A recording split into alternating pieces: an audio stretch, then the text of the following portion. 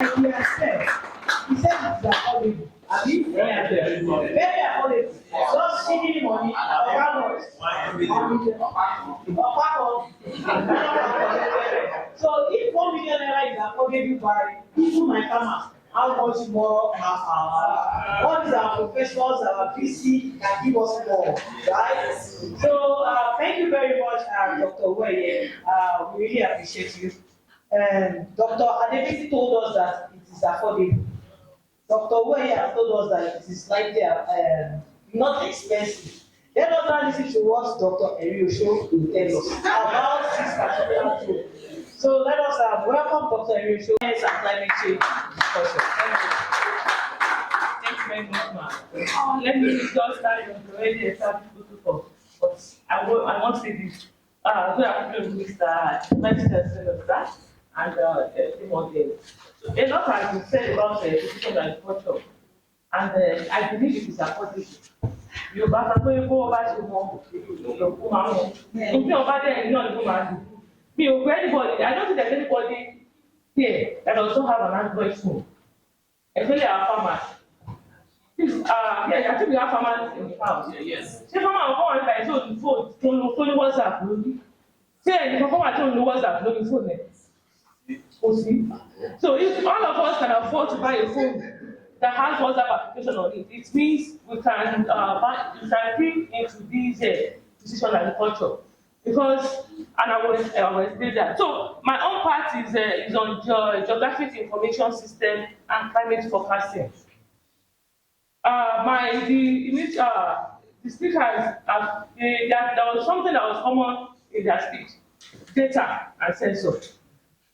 And that data is, let me liken it to what we in Yoruba land we say, "Tọmọdé bàbá, àmàbà bàbá."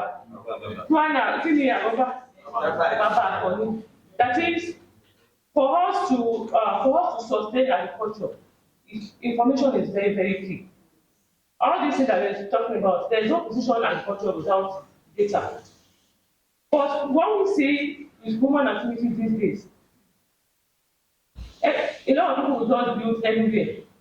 Ordinarily, when you are planning an area, I will become a farmer in my day, I will become a vegetable farming. But now, we just do a lot of things. Everybody wants to own a house. And because of that, we have enrolled on so many things.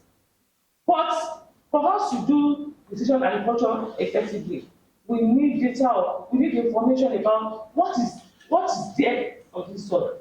And you will agree with me that the soil characteristics where we have now, let's say in Abeokuta, is different from what we have in Maiduguri. And even if you have 2 hectares of land, some of the land will be on the plain soil, some will be on the mountain. Yes. And you will agree with me when into will see silent. Oh, it's okay. And that's why you need the data. Because when you have this data, it will help you to be able to plan the farmland very well. And that's when you can get the best out of precision agriculture. Now, this is what we have now. A lot of losses due to the old traditional way of doing farming.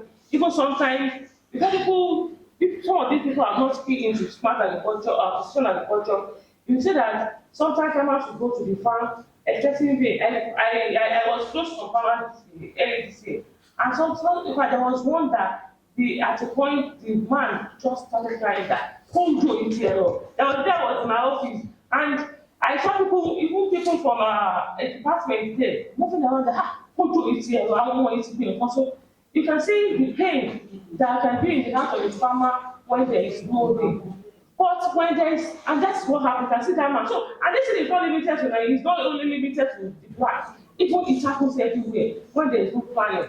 So the issue of precision agriculture is to boost productivity, to conserve the resources we have on the ground, and to build resilience with data-driven agroecology.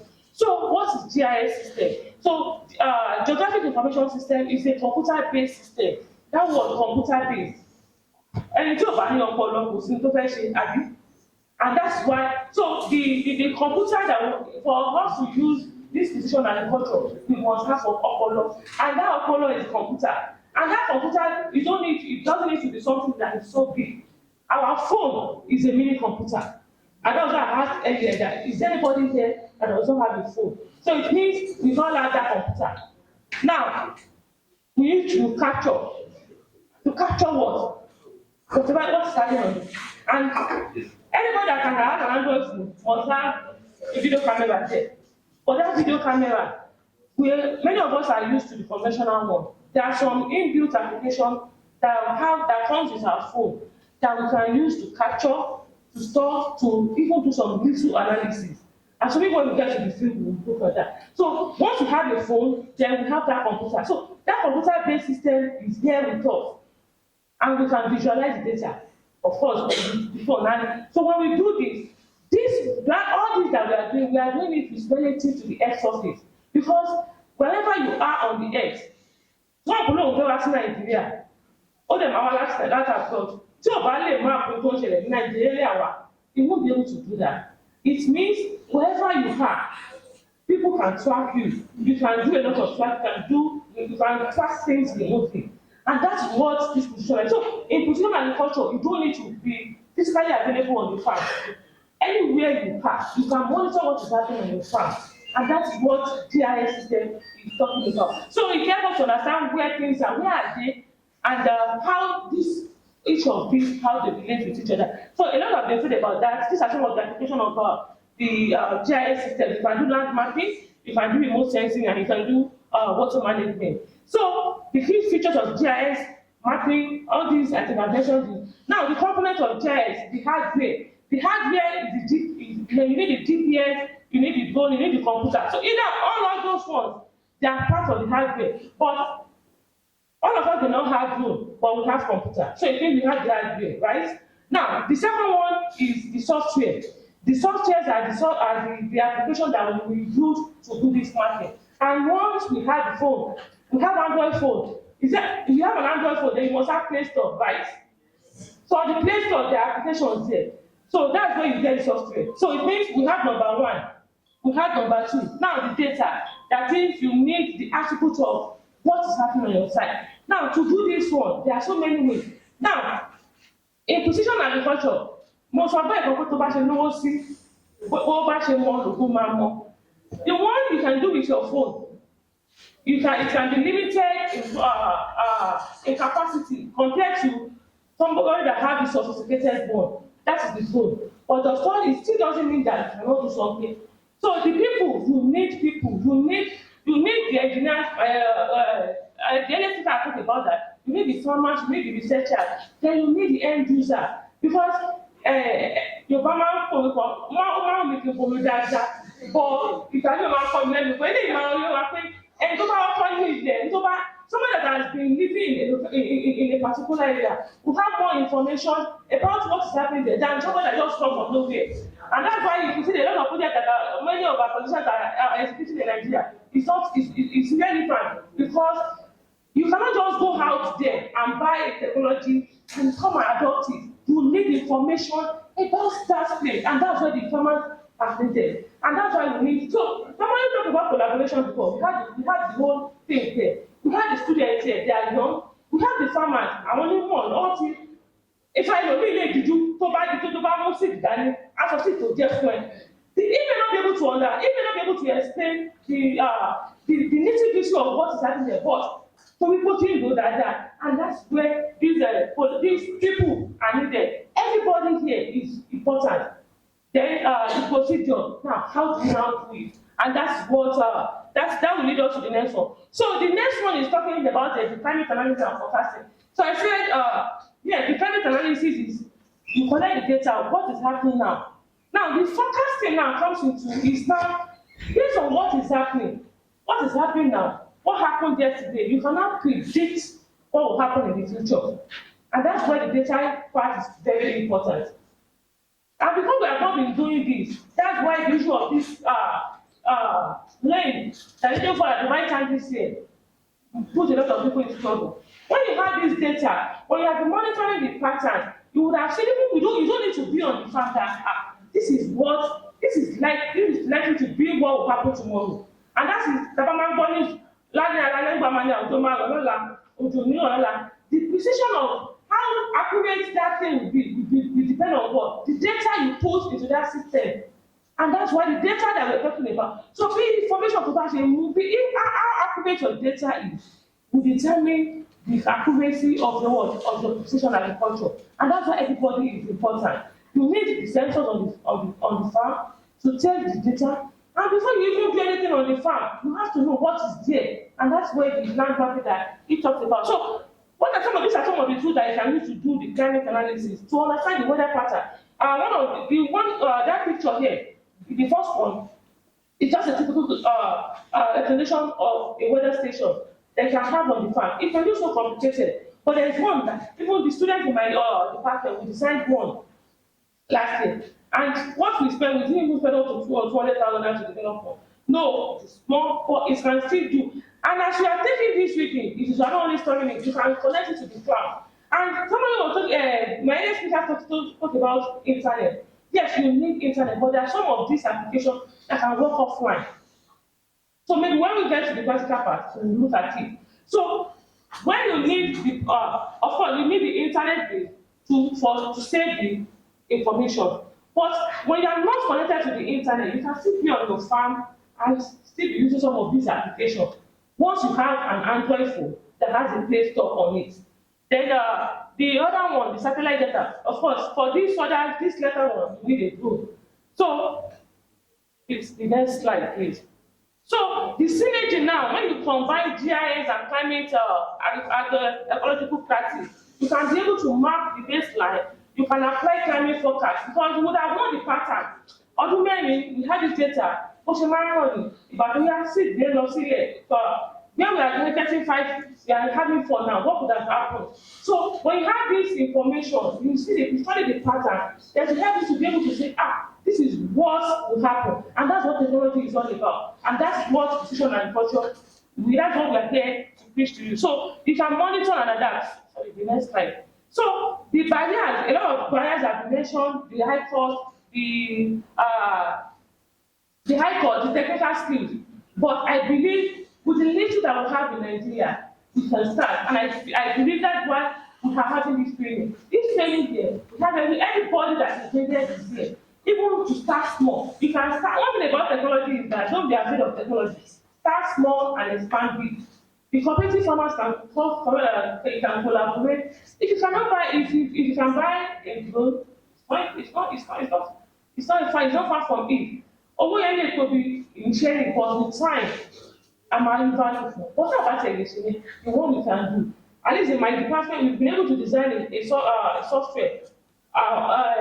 Dr. Oye to talk about it the last time about maize and cassava. That you just need to put it on your phone. If you just take a picture of a deceased maize, where we made àgbàdo kan kó ti ń di yellow, ó lè sọ fún wa pé ọ̀kan báyìí ló ń ṣe. At least so based on some information that you see, the information might not be if the initial one we did, àwọn data ta lò, data yẹn á online, àwọn Africa, àwọn Kenya. But lately, one of our students was able to even go around the school. The school, then went to some other sites around the southwestern part to take samples of irú àwọn tó bá ti láwọn báyìí bí tó bá ti ń kọ̀dọ̀ mosaic ní DNA, so I classify it and then see only if it be for báyìí ló ṣe. And that's what. So if you have a phone and we have this, I believe we can start. Let us just start, let us collaborate. And so the offline mobile tools that I talked about the last time. We have an AppGIS. That one, it is very, very easy for us. In fact, we have a free file version there. Of course, some of these applications are not free, but some of them are free. And like I mentioned, we subscribe to the free file version. You can use some limited functions there. But the one you say you subscribe, the subscription is not even up to 100,000 naira. So yeah, but even if you are not going to do that, or at least let's start something. Yeah. So so the role of students and technologies, all of us are, of course, we don't have to work together. We need to innovate, we need to open the platform, then we need to collaborate. Farmers, university, everybody needs to come together and do this. It is possible, irrespective of gender, whether you're a female or a male. That family is for everybody. Precision agriculture is for everybody. The young minds can handle the technology part. So, I am proposing more of the vast mentorship as far as mass precision agriculture is concerned, the young ones, they have the technology, they can use the computer and faster than us.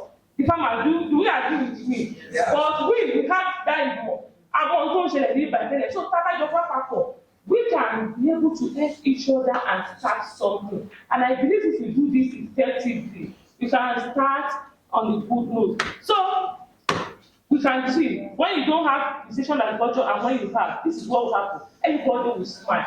Gone are the days when farmers should not be, we should not be crying, farmers should be smiling with smart agriculture, but you need data, information. Information is key and it is power. So in conclusion, we need to work together, we need to attend hands-on workshop like this, and we need to assess local climate forecast and join collaborative pilot. Thank you very much for listening. And I hope you enjoy it. Ṣáà ń bínú sí wọn ni.